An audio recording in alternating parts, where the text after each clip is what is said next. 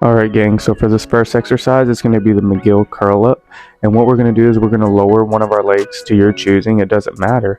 But as you can see here, I'm going to act like there's a rod going from my head to my chest, and it's all going to be coming up, acting as one full unit. And as I give an example here, boom.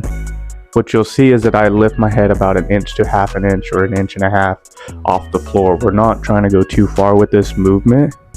And as you'll see here, that's a little bit too high, but it's not bad. We're looking for about that distance. And what we're doing with the arms underneath my low back is to make sure that the low back does not flatten out during the movement. And as you can see right here, we're doing a curl up, not a curl up.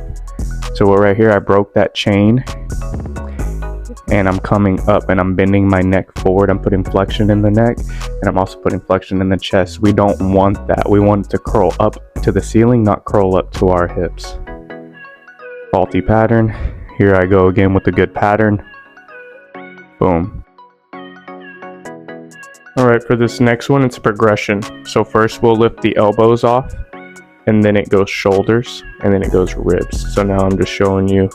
So elbows, shoulders, then rib compression down to progress and make this exercise a little bit harder. Perfect. Still keeping that inch to inch and a half off the ground. Same technique with the head and chest, acting if there's a rod connecting the two.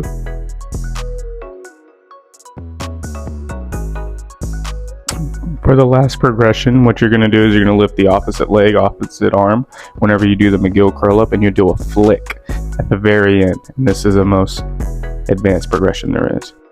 Now I'll be doing side bridge. So what we want to do is we want to make sure that the hips are stacked, the knees are stacked, and the shoulders are stacked. You want to make sure that you're not in a side lying position, but more of an oblique sit. And what we want to do is we want to make sure those knees are pointed at 45 degrees down to the floor. We want to make sure we can hinge at the shoulder. And then we want to make sure we can take our belt buckle and push it down towards the knees, so we shift weight on the knees. We don't want weight on this elbow or that shoulder. If that's the case, you need to move the weight slower to your knees, and then the exercise will attack more of the QL and internal and external obliques. Right here, as you see me, we don't want to keep this position sagged. We want to keep the ribs stacked, keep everything in a strong line. And we want to shoot those hips out. And now I'm going to give a demonstration. Up, 10 seconds on, 2 seconds down. Hinge at the hips when you go down. No faulty pattern. Keep it strong. Good rep. One more time. And that's me showing you what a drop looks like. We want to keep this movement strong throughout the whole repetition. 10 seconds on, 2 seconds off, 80% RPE. One more example. Beautiful.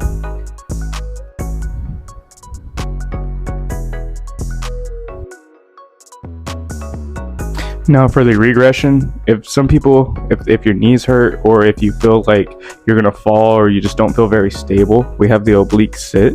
Now what we want to do is just make sure that heel is still in that 45-degree plane with below the kneecap, and that we're still doing the same exact movements, pushing the hips out, keeping the ribs stacked, keeping that elbow underneath the shoulder, and then we still do the same movement. It's just a little bit easier if the previous version was too hard for you. Hold 10 seconds, go back down perfectly, 2 second rest and back. Okay, the last progression I'm going to be showing is going to be the side plank. And what I'm doing with my superior foot, or the foot that's on top, is putting it heel to toe with my leg that's on the bottom. I still keep that 45-degree hip angle, so I can actually hinge into the side plank instead of just going up like the side plank. And what we're doing on this is with the side plank, we're attacking the QL, internal and external obliques. What we're doing in all these exercises is creating endurance. 10 seconds on, 2 seconds off, 80% RPE, hinge perfectly back.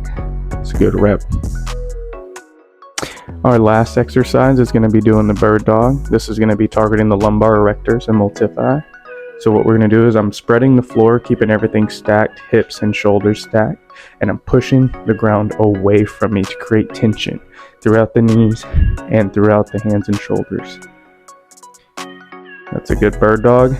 Everything's in a straight line, no rotation in the spine. That's a good rep. 10 seconds on, 2 2 seconds off, you want to sweep the floor. And my cue on this exercise is that I want to shoot lightning bolts out of the hands and out of the feet to create tension to the ceiling and to the floor. That's a very good rep. What we don't want to do is overextend. Creates back problems, and we don't want to hyperextend. We're trying to create stability in this area. And look as well, my hands are open. They need to be closed. We need to create tension with this movement. And leaning back. Whenever you break tension, whenever you break posture, this movement is no longer good and you're done for the day. We're as well going 80% for RPE on this exercise as well. I keep the foot dorsiflexed. We want to keep that tension like I'm kicking a ball. One more rep.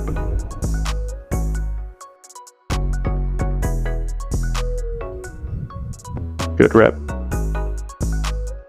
Now this is for the people who can't quite do the bird dog. This is a regression. So right here I keep tension and I'm still doing 10 seconds on, 2 seconds off. It's going to take a little longer to get the burn, but that's okay. First, we want to lift the hands, see if we can keep a stable position while we do that. Then the feet, we just want to kick them out, hold and pretend, and bring them back in. Just keeping that tension throughout the hands, spreading the floor apart with the knees and the hands.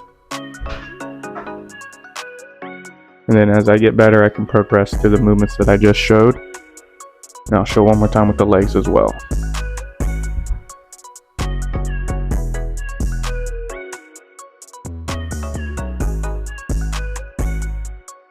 Good set.